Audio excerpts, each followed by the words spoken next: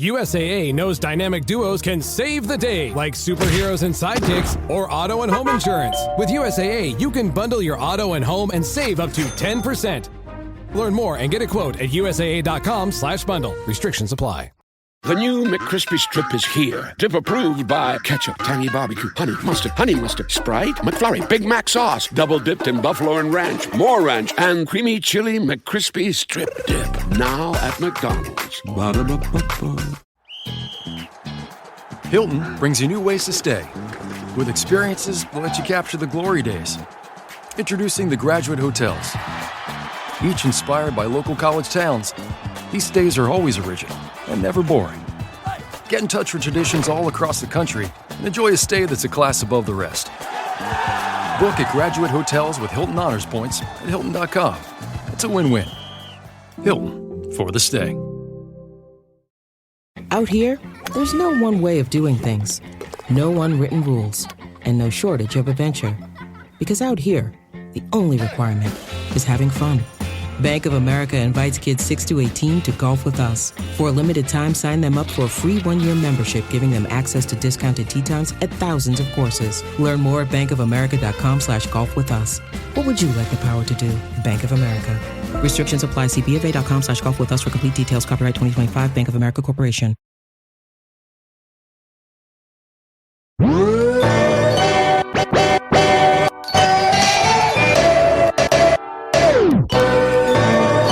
You are now listening to the Dynasty Rewind.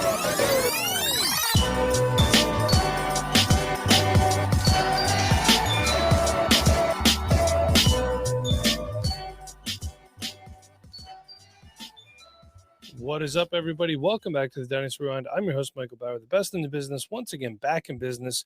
Joined as always by my faithful co-host, Nate, Professor Christian. Nate, hello and welcome back. Hello, Mike. I'm happy to be here. Just got a fresh cut today, so I am looking good, looking clean, ready for this show. We are back post-draft and couldn't be more excited. They missed the beard, though, didn't they, Nate? No, they got the beard. It's actually much more contained than it was going into today. All right, fair enough. The draft is a week behind us now, so we hope you all enjoyed it. We hope that your team got better. You know, maybe you liked your draft, maybe you didn't. Drop a comment. Let us know what you thought of how your team did. And most importantly, we're going to be talking about how these players are going to make your fantasy team better, Nate. That's what we're really here for, right? So today we're going to be talking about some post-draft rankings, and we're going to be focusing on the running back and quarterback positions. But before we get to it, did you have any surprise UDFAs, guys that weren't drafted, that you thought should have been? Remember, I said LaQuint Allen was going to get drafted. You didn't think so. He did. One of your guys didn't. For me, I'll just say a quick Ben Urasek. I know he didn't do great his last year at Georgia. Still, look at his tape at Stanford. I thought he'd at least be a late day 3 pick. He was a UDFA. He's on the Vikings now, though, so there's hope. A little bit of hope, man. I like the fact that he's out there. I like Urasek. I hope he makes the roster. I'm rooting for you, Mike. I am. He should. I think he's got Josh Oliver as competition at the tight end 2 position. I think they drafted a tight end 2, Bartholomew, I want to say is who it was. So there's definitely some tight end competition out there in Minnesota, but I'm definitely rooting for Ben Urasek. Don't worry, Mike. As far as UDFAs that I was surprised by, there's 2 guys that really stand out for me. Number 1, Raheem Sanders out of South Carolina, Raheem Rocket Sanders. Just 2 years ago, we were talking about this guy as, top 3, top 5 running back in Devy, not just in this class, but in Devy. He had a really good start to his career at Arkansas, was breaking off big plays, was weighing in at 225, 230, a big guy. He was athletic. And then he gained some weight, didn't really perform very well 2 years ago, went to South Carolina, had a decent season, but maybe not exactly what he was hoping for to really, bump into this very strong running back class. And I thought he should have been a day 3 pick. I'm really surprised, honestly, that he fell, out of the draft. But he made it to the Los Angeles Chargers. They obviously have, Najee Harris and Marion Hampton now. There's a chance he gets there. His competition's now Kamani Vidal. So, I think Raheem Sanders still has a chance of making their roster. I don't know how much of an impact he can make behind those guys. but I'm definitely still rooting for him. And then another guy that I was definitely surprised didn't get drafted at all, and then the NFL let him go back to his college quarterback, is Xavier Restrepo. I know his testing was bad, but this is the all-time leading receiver at Miami. That's not a poverty program. They've had some really good wide receivers come through the ranks there. Yeah. And he was consistent. He's super physical. He ran slow, but also he's like the biggest wide receiver ever at the combine at his size. I mean, he's thick. He's a great route runner. He's got great hands. I can't believe they let him fall out of this draft and then let him go to the Tennessee Titans to reunite with his college quarterback in Cam Ward, especially in a wide receiver class a wide receiver room with the Tennessee Titans where they don't have a lot of studs in there or a lot of depth. I think Xavier Restrepo is going to make the team pretty easily. Could even get some playing time pretty early on. He's got the chemistry with Ward. So we'll see what happens, but I can't believe that they let that happen. Yeah, for me, there's two. Nick Nash out of San Jose State was undrafted. He was claimed. Also, Kobe Hudson.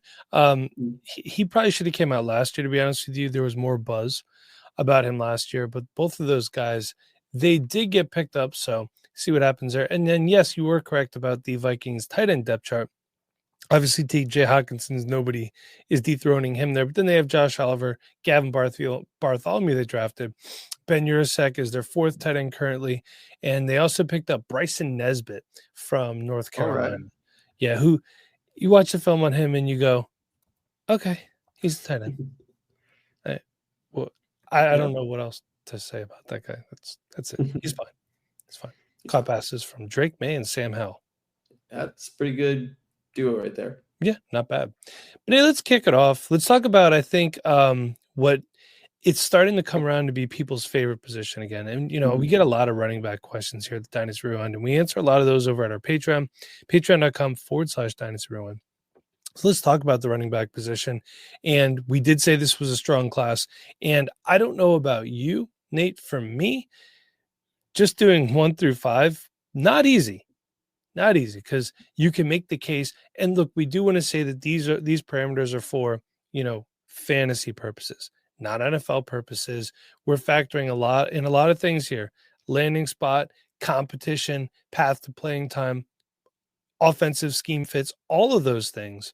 So Nate, let's kick it off. Let's start with who your number one running back is, and then I'll tell you mine. All right, I'm going to be, I'm going to really surprise some people here with my RB1 in this draft class, the RB1 in this rookie class, Ashton Genty, the Las Vegas Raiders. Mike, I'm assuming you're the same. You would be assuming correctly. Ashton Genty. I mean, great landing spot, path to playing time should be immediate. I don't think Pete Carroll would say, hey, we're going to give Zamir White a shot. Sincere McCormick, Raheem Mostert, Dylan Laub. Gross. So Ashton Genty's going to get 300 carries this year. Yeah. Plus 50 receptions. He's going to look like Saquon out there fantasy-wise. I mean, I cannot wait to go on Twitter after Raheem Mostert. Like, let's just say Ashton Genty needs a breather for a minute and Raheem Mostert vultures a touchdown. The pandemonium I'm talking about, right? Because it's going to happen. It's why not my guys? Relax. He's going to get plenty of touchdowns. Yeah. Easy. We don't need to spend too much time on Ashton Genty. Running back 1. Nate, who's your running back? He projects as a top 12 running back rookie season with the volume he's going to get, the efficiency. I'm sure that he will carry on into the NFL, the receiving work that he is in line for as well. I'm really excited about Ashton Genty, a great 101 in this year's draft class. Yeah. At number 2, I got Omarion Hampton. I mean, I think that's a pretty consensus. I know some people don't have him as the RB2 in this class, but he's a first-round pick, one of only 2 running backs picked in the first round this year. Goes to the Chargers, a team that we know really wants to run the ball. His biggest competition is Najee Harris. Okay, I like Najee Harris. I'm a pretty big Najee Harris fan. But if you look at Najee Harris's contract that he signed with the Chargers, it is a 1-year deal worth $5 million. It's not a big commitment to Najee Harris. It's only 1 year. It's not that much money. Omarion Hampton is the guy there. Najee Harris will certainly steal some touches, maybe steal a couple of touchdowns like you talked about Raheem Mostert will do. But Omarion Hampton, another guy that we could see get 300-plus touches this year. A little bit more competition than Ashton Genty has in the Raiders backfield. But I think between the receiving work and the rushing work, I think Hampton's also in line for around 300 touches. So another guy that has that top 12 upside as soon as he hits the field, rookie season, pretty easy top 2 here, I think.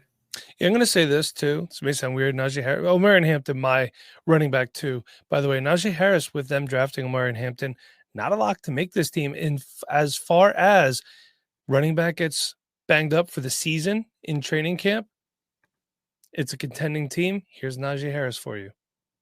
Right? That's true. Yeah. We've seen it happen before. Don't ask me for examples. I just know that it has happened in the past. So let's kick it to number 3. It looks like you're sticking to your guns here. I mean, you've been probably higher on this guy than I'd say most analysts out there. I'm sure there are some that would agree with you, but who's your number 3 running back? Yeah, I'm sticking with my guy at the running back position. There's definitely some competition, and I don't blame other people for having a different RB3 here. But I'm sticking with Travion Henderson as my RB3 in this year's draft class. You know, going to the Patriots, it's not the most ideal landing spot because Ramondre Stevenson is there. I still like Ramondre Stevenson. He's going to be a factor in that backfield. It's not like Travion Henderson's going to walk in there and be in line for 300 touches, like what we just talked about with Ashton Genty and Omarion Hampton. But what Travion Henderson can do is be really efficient with his touches. Something that we saw in college, something I think he will continue to do in the NFL. He's also going to get a lot of receiving work. Stevenson did get a good amount of receiving work himself, but Henderson's a much better receiver. He's got great pass protection, some of the best pass protection film of this class. Going to be someone that Drake May loves. And on just like 15 carries, 5 catches a game, somewhere around that, he only needs about 20 touches to really make an impact. And I think he's got the potential to get into that kind of top 12. I don't think he's going to be a top 5 guy with that kind of volume right now. But I think you're looking at a really solid RB2 with some potential to maybe sneak into that RB8, RB10 range, depending on if the Patriots offense can really find themselves this season. If Drake May can be the guy that a lot of us are hoping he's going to be. Ramondre Stevenson did sign a contract extension last year. He is now there technically through the 2028 season, but they do have a pretty easy out with $0 dead cap, Mike, after the 2026 season. And we're also talking about a guy who fumbled a lot last year, actually got benched at one point for Antonio Gibson because of his fumbling issues. I think this coaching staff is very happy to have Travion Henderson, their guy who they can move forward with. So Henderson, with his efficiency, there's some other guys down this list that might get some more volume than Henderson, but I think his efficiency and upside, for me, keeps him at RB3. Yeah, and I will say I actually think that this drafting of Travion Henderson is more of a detriment to Antonio Gibson, just because I feel like Travion Henderson better fills the role that they wanted Antonio Gibson to fill last year than Gibson could. And Gibson, $3.1 million if they cut him post June 1st, so not a huge cap hit. If they decide that they don't want him there, maybe he has to be traded. Really, I don't know. Just saying, it's just one of those things. But my running back 3 is Caleb Johnson. I just think that the Steelers is a perfect spot for a player like Caleb Johnson with an unsettled quarterback room. They're going to have to run the football. Is it going to be Mason Rudolph? Is it going to be their late day 3 pick, Will Howard? Is Aaron Rodgers going to come out of whatever wilderness opium den retreat that he's in? And you know what? I was thinking about this today driving home from the dentist. Hey, 40 years old, still have never had a cavity, by the way. Congrats. Thank you. If Caleb Johnson's ceiling is Najee Harris, 1,000 yards every year, doesn't miss a game, couple hundred receiving yards, are we really complaining about that? It's a really good RB2. That's a solid RB1 upside. Najee Harris was an RB1. That is true. At some point in fantasy. That is a solid player that you can reliably put into your lineup every week. And the fact of the matter is the Pittsburgh Steelers will not have this quarterback situation forever. It will get better over time, hopefully next year. So Caleb Johnson, I just think the sky's kind of the limit with him and his upside in Pittsburgh. So Nate, looks like we're going to agree on one again. It's been a minute. Well, one last thing on Caleb Johnson. By all means. I like the comparison to Najee Harris, even though they are different players. I think, fantasy-wise, I think it's a similar kind of production. The only thing is I don't think Caleb Johnson is quite the pass catcher that Najee Harris was. A lot of people don't remember, but Najee Harris was actually a very, very good pass catcher coming out of Alabama. He was. Yeah. Well, let's also not forget that Caleb Johnson played at Iowa. And, they're running their pro set wing tee out there in Iowa, not exactly known to be offensive powerhouses. So, Yeah, you know, for sure. I think But Caleb Johnson can be a better receiving back in the NFL than what he was in college. could be. Got And some they have a competition in that fantastic backfield. offensive coordinator out there too. Fantastic. That's somebody that we love in fantasy football for Oh, sure. yeah. But you're right, Mike. We do agree with our RB4 here. We got Quinshon Judkins going to the Cleveland Browns at our RB4. The volume here, another guy I think is going to get a lot of volume. The backfield currently looks like Jerome Ford, Dylan Sampson, who they drafted in the 4th round, Pierre Strong, and that's about it. So, while they have a lot of drama around their quarterback room, I don't think there's going to be a lot of drama around the running back room. Quinshon Judkins was the one of the first picks in the 2nd round. So he's going to get volume right away. This is a guy I think could get close to 300 touches. He's got the build for it. He showed at Ohio State that he led that backfield in touches. Maybe not quite as efficient as Travion Henderson, but a guy that can handle a large workload, still make some big plays out there. Maybe lacks some of that long speed, but he ran a 4.4 at the NFL Combine. He's a great pass catcher. This guy that can really do it all, a true workhorse running back. So we'll see what Jerome Ford does. I think he's only got 1 year left on his deal. Dylan Sampson, early day 3 pick, but a day 3 pick nonetheless. Quinshon Judkins should be the guy there. It's, depending on how efficient that offense is, it's going to affect his upside. But this is a guy that I think will find the end zone a lot and will also be another guy that rookie season, is going to be a top 24 running back. I don't think there's too many questions about that with Judkins. And if that offense can find itself, I don't know if it's this year or next year or the year after that, but if that offense can find itself, I do think that Judkins has top 12 upside as a running back. I will say, obviously, Quinshon Judkins, my running back for as well. If you do draft Quinshon Judkins, see if you can acquire Jerome Ford cheaply as a handcuff. I don't think Jerome Ford's going to have standalone value, but I don't think Dylan Sampson's ready to lead the charge if Quinshon Judkins would miss a game or two. We've seen Jerome Ford, what he could do. He was a decent lead back. And look, Jerome Ford, thank you for everything you've done for my fantasy team over the last year. He helped me win a championship in one league just being there. But the truth is, Quinshon Judkins, physical, hard runner, above average receiver, a lot like Nick Chubb, guy who they had leading the charge in Cleveland for quite some time. So I love the landing spot. I think it was great. The Browns did a lot of good things offensively this year in the draft. They made a lot of moves. Things looking up for the Browns. Another interesting quarterback room, to say the least. We're talking. I don't know if picking 2 quarterbacks in the draft was a smart move. Like the Browns draft started out so great. You missed out. You traded out Travis Hunter, which is a choice, but I thought they did well with the package they picked up. I was like, okay, Browns, look at you guys go. You guys got this. You guys are making good moves. Quinshon Judkins in the 2nd round. Oh, right. Look, the Browns are figuring it out. And then they pick up another running back, 2 quarterbacks. Oh, okay. All right. And they Brownsed it. Why would they draft Travis Hunter? They have Deontay Johnson on the roster. I saw that. I saw that. Gross. Throw a 4th round pick out there for him if you have it. Yeah, sure. Why not? That's what you have those late round picks for. Nate, who is your running back 5 here? All right, this is not a guy who was a top 5 running back for me pre-draft like these other 4 guys were, but has snuck into the top 5 here for me because I think after this top 4, it gets really murky and becomes kind of, hey, pick your flavor. Oh, yeah. So for me, RJ Harvey going to the Denver Broncos is my RB5.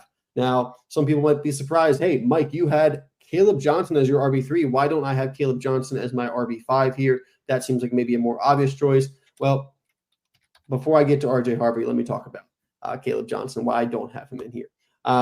Caleb Johnson, obviously picked a little bit later than RJ Harvey. But I'm worried about Jaylen Warren for Caleb Johnson's upside, specifically this year because Jaylen Warren will be a free agent next year. But I don't think that Caleb Johnson is going to have the pass catching opportunities in the NFL that maybe you think that he's going to have. I do think that Caleb Johnson's going to get a lot of touches on the ground. I think he'll score some touchdowns. So, Caleb Johnson's my RB6. If we were doing 6 here, Caleb Johnson would be my RB6. I don't have any problem if you have him as the RB5. I don't have him anywhere near the top 4. I think there's a pretty good tier there. But I'm fine with RJ Harvey or Caleb Johnson here at 5. I'm going with RJ Harvey since you're so high with Caleb Johnson. And the fact that RJ Harvey can do a little bit of everything. He's a little bit smaller than Caleb Johnson, but this is a guy that's going to a backfield that also is pretty much devoid of talent outside of Jaleel McLaughlin, one of the guys that we're going to like over there. They lost Javonte Williams. He went to the Cowboys. They got Aldrick Estime, who I do like, and I think actually fits really well with RJ Harvey. And then Tyler Batty and Blake Watson, who are honestly probably too small to be NFL running backs for too many touches there. But RJ Harvey, this is a guy that is newer to the running back position, was incredible at making people miss. A lot of missed tackles forced in college. Goes to this position where Sean Payton and the Broncos are really excited about him. They've talked about giving him a lot of opportunity. He fits what Sean Payton has gone after in the draft before, with that ability to be, that quick lateral guy. Doesn't have maybe that great long speed, but he's going to make people miss. He's going to, evade traffic really well. Has the pass catching upside. Can get a bit better at pass protection for sure. But this is a guy I think that, while he's not a true 3-down workhorse, I think Aldrick Estime gets a lot of that short yardage opportunity. I do think RJ Harvey will, kind of be that 2+ kind of guy. I think he's going to get a lot of opportunities there. I'd put him in 200 to 250 touches this year. And I think he's going to be rather efficient with those touches as well, with Bo Nix as their quarterback, a guy who's up and coming and I'm a really big fan of. And not a ton in the wide receiver room either, which could make RJ Harvey, a top 3 target on this team. I know, Mike, they got Cortland Sutton, but after that, I got a lot of questions in the wide receiver room. And Cortland Sutton himself is 29 years old, I believe. So I've heard some people call out the fact that RJ Harvey is old. Okay. He's what, 25 years old or something like that. I don't care. 24 years old. I think he's 24. I don't care. Running backs are oftentimes a one contract player anyway, especially for fantasy football. So I got RJ Harvey. If you're worried about his age, sell him in 3 years before he goes into his final year of his rookie contract. But I think you're going to enjoy the 3 years that you have him. I take great offense to you saying that they don't have much in the receiving room. We got Marvin Mims, Pat Bryant, a 3rd-round draft pick. They got Troy Franklin from last year. And A.T. Perry. Hello. Didn't even mention the best guy in the wide receiver room, Devon Vellet. Yeah, I went over him on purpose. So, yes, he should have a game or two that are going to make people believe. My number 5 running back here, and I do have an honorable mention after that, Trayvon Henderson. Everything that Nate listed before. It's just these other guys. I just think they have a clearer path right now. May have a less murky future than Henderson, obviously sharing that room for some time with Ramondre Stevenson. Maybe Antonio Gibson does stick around for the rest of his contract, which is another 2 years. So we're going to see what goes on there, but I do think it is a good fit. I know we didn't love the landing spot right away, but we've seen guys go into not great landing spots, and it's worked out well. My honorable mention, Cam Scatterbo going to the New York Giants. Tyrone Tracy's fine, Zach, but I do believe everything Tyrone Tracy could do, Cam Scatterbo can do a little bit better. He's more physical, good receiver too. I don't think he's the most athletic running back out there, but what he lacks in athleticism, he makes up for just in pure tenacity, which the Giants need some of that. Let's be honest with you about that. They need something going on at the Meadowlands. I don't know, Meadowlands, MetLife, whatever it is. I'm old enough to say Meadowlands. I don't want to hear it. Yeah, I got another. Yeah, I'll bring up an honorable mention. Since you already talked about Caleb Johnson, you talked about Scatterbo. Sure. I think someone that we need to keep our eye on, as much as it pains me a little bit, is I know exactly who it is. Bashal Tootin. You know what? Before you go on anymore, I have to apologize to everyone watching and listening. Before we did our day 3 live stream, somebody asked about Bashal Tootin getting picked in the 4th round. And as much as I was a huge fan of his, I was like, I think he's like a 5th, 6th, 7th round pick. He was the first running back off the board in round 4. And what was the first thing I said to you when he got picked? Because we were watching the draft together. I'm like, well, I look like an idiot now. That was quick. It didn't take very long. No. But hey, this is, there's a new coaching staff down there. ETN's in the last year of his deal. Bigsby's got 2 years left. Bigsby and Tootin, I think, are actually very complementary with their play styles. This is a guy that has a ton of speed. He's a good pass catcher. I don't know how much we're going to get out of him this year with ETN and Bigsby both there. And Quinn Allen, of course, there as well. but I think second-year breakout for Tootin is very possible in that backfield. And who's the coach for the Jaguars? Please remind me. Liam Cohen, correct? Yes, former offensive coordinator for the Tampa Bay Buccaneers. And the Buccaneers, they had a number of running backs in their backfield, didn't they? They had Rashad White and Bucky Irving, who we didn't expect much out of Bucky Irving, a fourth-round draft pick last year. Fourth-round draft pick. Yeah. And I'm not saying that Tootin's exactly Bucky Irving. I think they have different play styles. But, hey, Liam Cohen knows how to get, good production out of his running backs, and his selection here is Tootin. I think there's something to be said of that, especially with those other guys, on their way out of the next year or two. So I think there's definitely a lot of promise there with Tootin if you can grab him, late second, early third, somewhere around there. And Liam Cohen learning some from under the tutelage of Sean McVay. So pretty good offensive bloodlines right there. Vitamin Water was born in New York because New Yorkers wanted more flavor to pair with all the amazing food in the city. You can have the best meal in the world here, if you can get a reservation.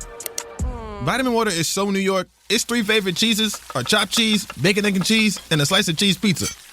We know where to get the best sushi in the city, and best nachos, and best bagels, and best... You get it. And you can find food trucks better than 5-star restaurants. Drink Vitamin Water. It's from New York. This episode is brought to you by Indeed. When your computer breaks, you don't wait for it to magically start working again. You fix the problem. So why wait to hire the people your company desperately needs? Use Indeed's sponsored jobs to hire top talent fast. And even better, you only pay for results. There's no need to wait. Speed up your hiring with a $75 sponsored job credit at Indeed.com/podcast. Terms and conditions apply. My cat Freddie loves to be brushed and cuddled. But stirring up his cat allergens meant sneezing and itchy eyes. Then I found Purina One Live Clear. It's cat food that reduced the major allergen and my suffering in as little as 21 days. Now, we feel closer than ever. If you have issues with cat allergens, you really need to try Purina One Live Clear. Try new Purina One Live Clear today. Purina One, a difference from day one. Hey, it's Bill Simmons from the Bill Simmons Podcast. The NBA playoffs are here, and Michelob Ultra is getting you closer to the game than ever with courtside seats and more. Enter now at MichelobUltra.com/courtside. Michelob Ultra Superior Access Courtside 2024 to 2025 sweepstakes. No purchase necessary. Open to U.S. residents 21 or older. Ends on July 1st, 2025. Multiple entry periods. Visit MichelobUltra.com/superior access/courtside for free entry deadlines, and official rules. Message and data rates may apply. Void where prohibited. Great, Nate. Let's those are our running backs, and we're back now. Let's talk about some quarterbacks. We didn't promise you this was going to be a great quarterback draft class, and it was an interesting one. 3 days of ESPN shilling for Shedeur Sanders. I get it's a great talking point, but there's other people getting drafted too. Come on. Now. You know what? You can say we messed up. You can say we made out better than most. We ended up watching NFL Network for day 3 of the draft rather than ESPN, which we watched the first 2 days.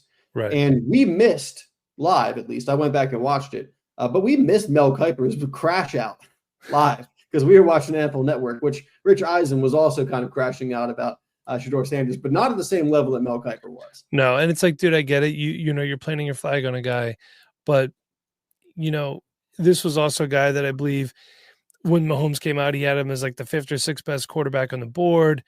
Jimmy Clausen was a surefire. He's going to retire if Jimmy Clausen didn't work out. Yeah, well, he's still doing it. So, look, the fact of the matter is, Mel, you can't get everything right.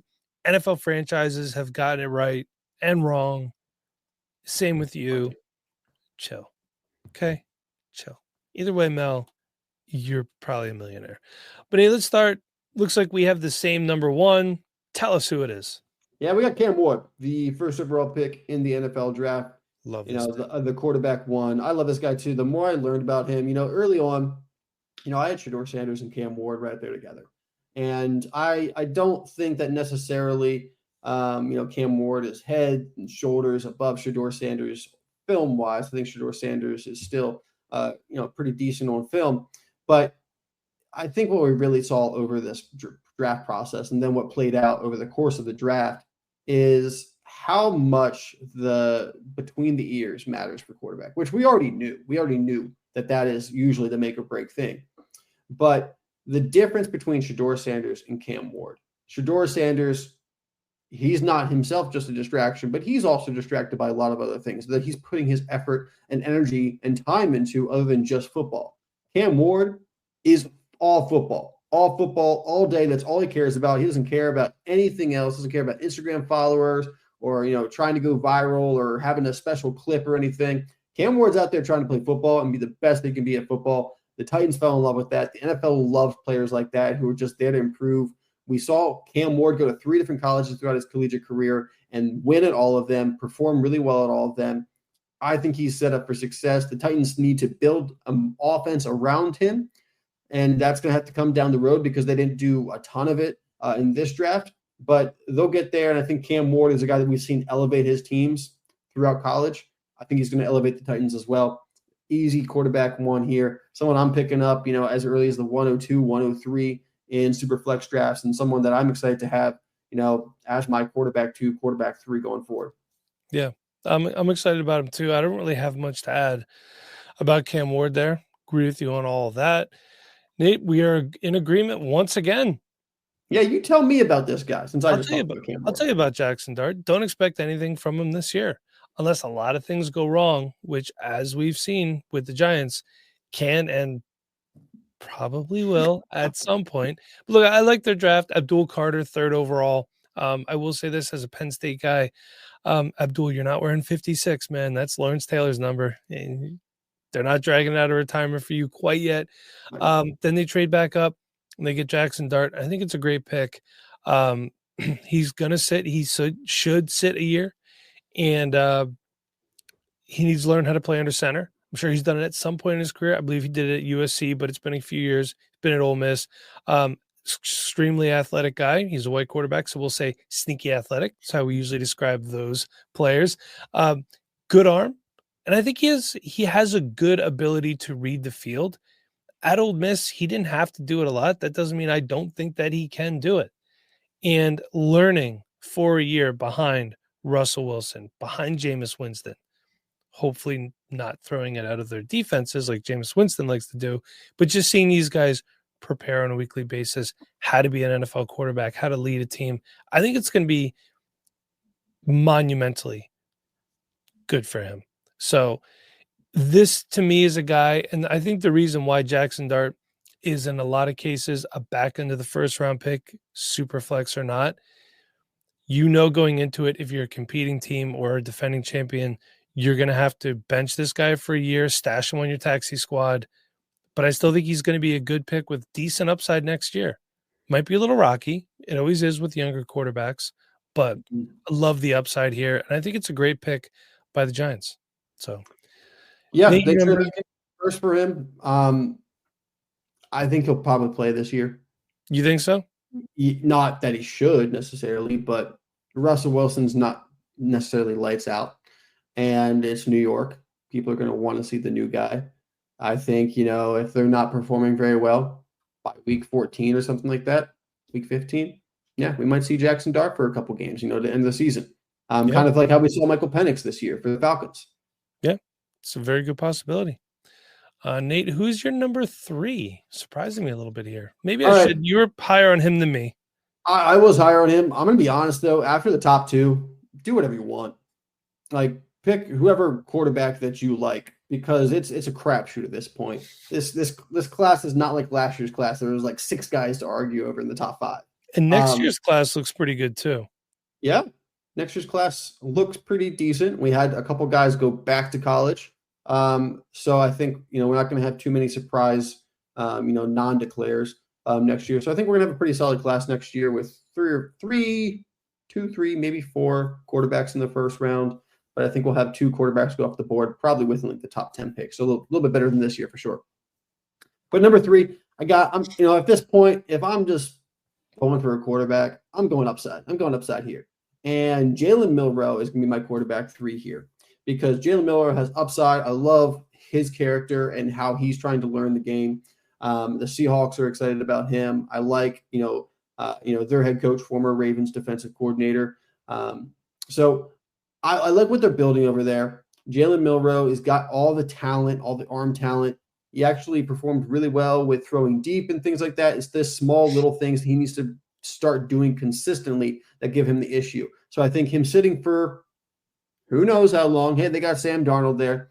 That they do. They got Sam Darnold there. And Mike, you were the first to bring up the fact that many years ago, Matt Flynn signed a big contract with the Seahawks. And then they drafted Russell Wilson. And look how that turned out. I will say Matt Flynn took, what was it, a couple games or like a game or two? Like 6 touchdowns in some random game with the Packers. And I then believe it was a Monday night game. Yeah, it was a primetime game for sure. But Sam Darnold took an entire season. He did. Sam needed season. And look, it's fair. I don't really want to compare Sam Darnold to Matt Flynn. That is completely unfair. But I do actually believe that Sam Darnold was very well helped out by the Vikings coaching staff, the offense they had in place there, like the wide receivers, TJ Hawkinson coming back, Aaron Jones. Very easy offense to succeed in as a quarterback, I think. When you compare it to the Seahawks, hey, you got Cooper Kupp there, but he's on the wrong side of 30. You got JSN there, who I like quite a bit, and Ken Walker in the backfield, Zach Charbonnet. But this is not the Minnesota Vikings offense with Justin Jefferson, Jordan Addison, TJ Hawkinson, Aaron Jones, and everything. And really important piece there is Kevin O'Connell. And, this is a team that's led by a defensive head coach. I'm trying to remember who the offensive coordinator is. I can't remember at the moment. But it does not get me nearly as excited as when we saw Sam Darnold on the Vikings. I don't think he's going to be, a failure or anything. Oh, you're talking about the Seahawks offensive coordinator? Yeah, you guys. It is Kubiak's kid. Yes, Clint Kubiak. It is, yes, Clint Kubiak, who I like a lot. Which is, he's a very exciting offensive coordinator. But yeah, Jalen Milroe, who knows? He's there, and I think he's got opportunity down the road. Not right now, but down the road. And if he develops and has opportunity down the road, I think you got a lot of upside there. So that's why Jalen Milroe is my quarterback 3. Also, Matt Flynn got that contract off of the Week 17 game against the Detroit Lions that they won 45-41, where he was 31 of 44, 70.5% completion percentage, 480 yards, 6 touchdowns, and 1 interception. And in his Seattle Seahawks career, after he signed that big extension, he was 5 of 9 for 68 yards, no touchdowns, no picks. So it's going to be a lot harder to get Sam Darnold off the field. And not only that, if they cut him or try to even trade him, huge cap hits. I mean, we're talking for the next 3 years, 37.5 this year, 25.6 next year, 19.2 in 2027, then 28 and 29 are void years. So you're playing the waiting game with Jalen Milroe. Yep. But my number 3, a guy who I think could possibly and probably will see the field much sooner than Jalen Milroe, that's Tyler Shuck. He's an older prospect, but hey, so is Brandon Whedon. That worked out really well. Tyler Shuck, he's a big guy, moves, like a big guy does. Joe Flacco-esque. Yeah, Joe Flacco-esque. Had some injuries. You've seen some bad throws, the highlights of bad throws. A lot of good throws, too. And when you want to talk about a guy with a live arm, that's Tyler Shuck. The fact of the matter is, Tyler Shuck projects perfectly into the type of offense that Kellen Moore likes to run. I'll give you an example. Come at me all you want. Week 18 last year, Eagles versus the Giants. You saw Tanner McKee, a 6'6" quarterback. I understand that they were playing the Giants, but Eagles backups were playing Giants starters for the records. It's just the way the offense ran, the good blend of running, a lot of play action, bootleg stuff. I think that he pegged Tyler Shuck as the guy that he wants. That's the type of quarterback that Kellen Moore likes. So the fact that he was a second-round pick, I think it's a really good fit. I think he's going to see the field definitely this year. And it's better than what else the Saints have after Derek Carr. We still don't know what's going to happen with Derek Carr after that injury. But who do you think's better? Tyler Shuck or what the heck's that kid's Spencer name? Rattler. Spencer Rattler. Thank you very much. And I don't even know who else they have there. I'm bringing it up right now. Where are you, New Orleans Saints? There we are. No, I do not want to download Hinge. I just want to get this. So they got Derek Carr, they got Tyler Shuck, Spencer Rattler, and Jake Hayner. I forgot about Jake Hayner. Jake Hayner, yeah. So, also a really gross running back room, by the way. Hey, don't say that about Devin Neal. There's Devin Neal. I'm sorry. Yeah, he didn't make your top 5 running backs, Nate. Close. You were so upset when he was a 6th-round draft pick, too. I was. Nate was crashing out, as the youth like to say. Don't know what that means. Not a bad landing spot, though. So I'll take it. So, Nate, my 3 is your 4. Yeah, I got Tyler Shuck here at 4. I don't mind, him being at 3. He's more likely to see the field earlier than Jalen Milroe. I don't think that Tyler Shuck is the future with the Saints. I don't think that they necessarily are, convincing themselves that he's the future, but they know that he can step in to be that bridge quarterback if they need it. This is a team that's, if Derek Carr doesn't play this year, I don't think this team is winning a lot of games. And then I don't think they're winning a lot of games if Derek Carr plays this year. I don't think they're winning a lot of games either way. Okay, and then you go into next year's draft. And one of the top quarterbacks in next year's draft is the son of the Saints offensive coordinator, Mike. So I don't think that Tyler Shuck's going to be the starting quarterback for very long if he ends up becoming the starting quarterback this year. For that reason as well, as I just don't think he's that great. I think he's serviceable, which is impressive for a guy who can just come out of the draft and be serviceable right away. And that's Garrett Nussmeier you're talking about, right? Garrett Nussmeier, yep. His father is Doug Nussmeier, who was the quarterbacks coach for the Eagles last year, and now he's the offensive coordinator for the Saints this year. Yep. So just keeping that in mind. But Tyler Shuck, a guy that, if you need a quarterback 3 or 4, maybe you need a quarterback 4 because your quarterback 3 is a little iffy, and you're like, okay, well, I'll just stream my quarterback 3 between some other guy and Tyler Shuck. I think that's a fine, making your quarterback 3. You need the production, if you need to step in. But I don't have a lot of long-term hopes for Tyler Shuck, but I do think he can step in. I think he could have a pretty decently long NFL career because I think he understands the game well, throws a really nice ball. He's accurate. I just don't know how much more development, how much more upside he has outside of what's already happened in the 6 years that he spent in college. Yeah. Nate, so my 4 then is Shedeur Sanders. Mike, why Shedeur Sanders over Dylan Gabriel? I do think athletically he has a better profile than Dylan Gabriel. He's down this low because the path to him getting on the field is not easiest. Got Kenny Pickett there. You have Joe Flacco. Super Bowl champion Kenny Pickett. And Super Bowl champion Joe Flacco. Then Dylan Gabriel was a 3rd-round pick, but athletically I do think Shedeur Sanders is better. Better arm, not left-handed, unlike Dylan Gabriel. But we cannot overlook what Dylan Gabriel did in college, put up some really impressive numbers throughout his lengthy collegiate career as well. But I think eventually what's going to happen is Dylan Gabriel, let's say they get down to QB3 and it's Dylan Gabriel. He comes in and struggles. The calling for Shedeur Sanders is going to be overwhelming. And I think at this point we could say Deshaun Watson probably never wears a Browns uniform again. Shouldn't wear an NFL jersey again, probably. Yeah, and I'm not going to disagree with that at all. He's made enough money. Please go away. But I think he could still be something. Given I don't know what that something is. Maybe a back-end quarterback too. Do I think he's athletically gifted? Yes. All the things that we're hearing coming out, showing up for the team meetings unprepared, just extremely cocky. When a coach says, hey, I want you to look this stuff over and you didn't do it, and then they call you out for it and you don't like it, there's your first strike in the NFL. And it doesn't matter how good you are, how good you were in college.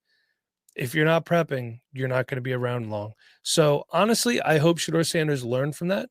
And I heard he's already out there putting work in, and that's good. That's what I want to see. Yeah, sucks that he had to take a pay cut to be a 5th-round draft pick in the NFL. But yeah, it is interesting. Shedeur Sanders, Quinn Ewers lost a lot of money by going to the NFL. They could have made a lot more money staying in college another year. Yeah, I know. Interesting Crazy little thing. thing there. Shedeur Sanders, that was his 4th year. He had 2 at Jackson State, right? Then he had 2 at Jackson State, 2 at Colorado. I don't know if he could have stayed another year or not. Grad transfer. I don't know how all that works. I know that Quinn Ewers could have, though. Quinn Ewers could have, though. He would have had a transfer because Arch Manning was starting in Texas this year no matter what. He should have. And we talked about that. And I said he should have transferred and stayed another year. There would have been teams that would have loved to have him in there. So, oh, yeah, for sure. Nate, you want to finish this off with your number 5 quarterback?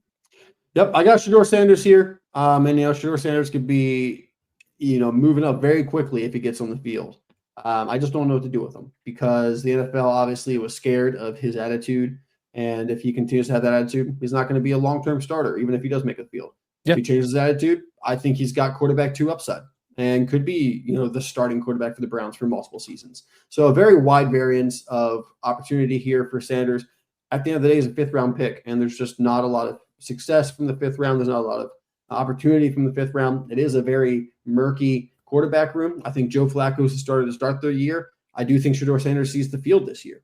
But does Shador Sanders is he the starter next year? I don't know. They got an extra 1st-round pick from trading down from Travis Hunter. They can go get their quarterback of their choice next year.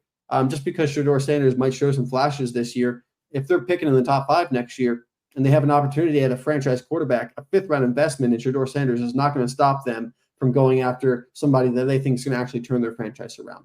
So as much as I still, would like to see and the upside that I believe is there with Shador Sanders, it's the chances have gotten much, much more slimmer over the past week or two. So, I'm going to have him here at quarterback 5. I like taking a chance on him in the 3rd round, but I'm also keeping my expectations realistic.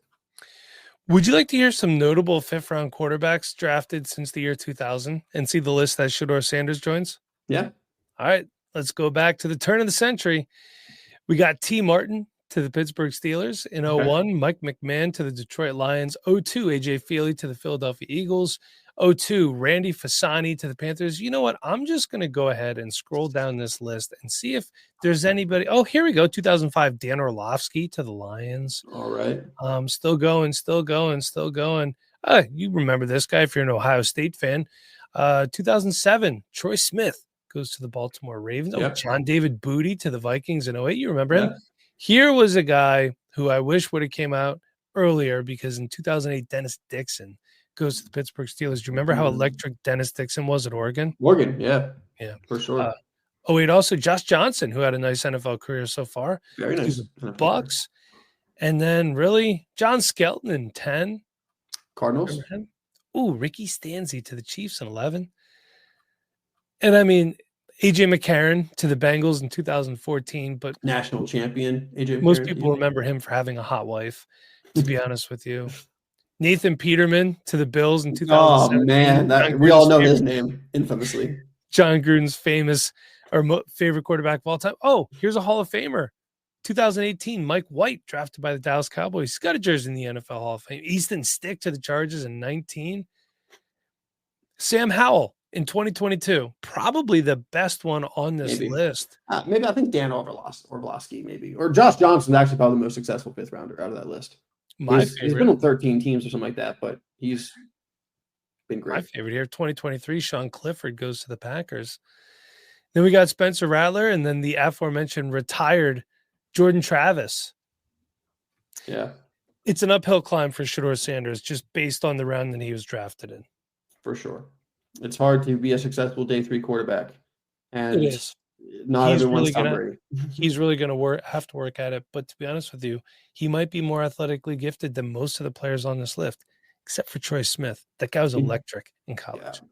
Yeah, and he's got better film than all of those guys. He's not a 5th rounder because of his film. Right. I was totally fine with saying that he was a 2nd rounder on film. And then, does he go in the 1st because he's a quarterback and it's not a very heavy quarterback draft, so someone picks him up in the 1st. That all kind of made sense. And that's what a lot of analysts also thought, on ESPN, NFL Network, everywhere. Early day 2 kind of film, but, maybe he sneaks into the 1st round. But, if you're a 2nd round pick and you have attitude issues, you drop into day 3. And that's what happened here. We also have to consider something. People are, who cares about the attitude? It's all about winning. For the coaches and the players, that's a workplace. This isn't a game for them. This is their job. So they want positivity in their workplace. That is something to keep in mind. Let's go to my quarterback 5, and I'll wrap this up. That's Jalen Milroe. I just do think the path to him getting on the field is a little bit harder than a lot of these other guys. I don't hate Jalen Milroe, but they just paid Sam Darnold a lot of money. I think he could eventually be a better quarterback than Shador Sanders. But the fact is, Shador Sanders plays for the Browns, and the Browns are an absolute crap show. So, like you said, I think he will probably play at some point this year. Shedeur Sanders will. I do have an honorable mention here. Let me just bring this back up. It's Will Howard going in the 6th round to the Pittsburgh Steelers. I mean, you got Mason Rudolph. Who knows if Aaron Rodgers is going to sign? You would think he would have done so already. But I think that's a good spot for him. And also Riley Leonard, another 6th round pick going to the Indianapolis Colts. Look, there's a lot of question marks there. You have Anthony Richardson, who is inconsistent and gets hurt a lot. You have Daniel Jones, who's Daniel Jones. They got 3 running quarterbacks there. They really do. They do. And Riley Leonard, not a good throwing quarterback, but a good running quarterback. Also interested to see, do you think Quinn Ewers could see the field at all this year? Based on Tua's injury history, yeah. He could. Yeah, and then you got Zach Wilson down there too. So that's true. I will say, Mike, I echo what you say about Will Howard. I'm actually really excited about him going to the Steelers. It's a 6th round pick, so it's an uphill battle. Yeah. But that uphill battle is Mason Rudolph right now, so maybe it's not that uphill. Yeah. So, I don't know what, the full upside is for Will Howard, especially first year. I don't love the fact that he could be starting his first year, but they got Metcalf now. They got George Pickens. They got good running backs. Pat Freiermuth is there. Pat Freiermuth. They got a good defense, so they don't have to, push the ball. Hopefully, every single game, they can be a bit more conservative with their offense. I think Will Howard could actually fit that offense really well and be successful. Maybe not super successful for fantasy, but I think he could win some games there and maybe develop. I think Will Howard is, a great, great sleeper in this draft. And I think Will Howard has just as good a chance as anyone outside of those top 2 to be the quarterback 3 in this draft when all is said and done. Yeah, there's a possibility for that. I mean, you got Mason Rudolph, Will Howard, and Skylar Thompson are your 3 quarterbacks. Yeah. I would start Will Howard as long as he looks decent in training camp, probably. We also have to consider, too, Will Howard, a very physical player who's a very good runner of the football. Yeah. Needs to fix some accuracy issues, although I did see him throw some good passes out there at Ohio State, too. So, but when Mason Rudolph is the guy in front of you, you got a chance. Especially after they play Myles Garrett and Mason Rudolph's head gets caved in with a Browns helmet. So, hey, Will Howard had a 72.8% completion rate last year with Ohio State. I know he's got a lot of really good players around him. Crazy, because I saw some pretty wild throws from him too. But he really brought the accuracy last year with Ohio State. Never had over 61% at Kansas State over those 4 years, but really showed a lot of improvement last year. If he can continue to improve there, I think there might be something. Well, if you remember, Kansas State doesn't preach accuracy, because when you and I were playing NCAA 25 and I was playing as Kansas State, I'm missing wide open guys, and it's like, come on, man. Avery Johnson, man. Killing me, Avery Johnson. Wait, I have a screenshot. I think the game ended 69-28. So anyway, that's all we have for – hey, I tried. All right? I tried. Hey, the second half was much more competitive. It was 20-14 in the second half. Very close. Once I figure out how to tackle, you're done for, pal. All right. Like the next time, man. All right, everybody. So thank you for tuning in. Pick up some merch. Link is in the description. Patreon.com/Dynasty Rewind. Get a week for free. It is on me. And keep your eyes peeled. We will be launching dynastyrewind.com. So you're going to have a homepage for everything, rankings, articles, ADP, rookie ADP, all sorts of great stuff coming your way. So there's been some things that we've just been working on trying to get this sorted. So sorry if things haven't been the way that they have always been. We didn't do a rookie draft guide this year because we're just basically going to put all that stuff on the website for you guys. It's much easier for us and it's much cleaner for you. One less thing you have to download. You can just click on it and view it at your own leisure. So we're excited. We will be announcing that when it comes out. It should be sometime this week. Our designer been sick. His family's been sick. We get it. It happens. That's it. So for Nate, I'm Mike. Thank you for tuning in. We'll see you guys next week.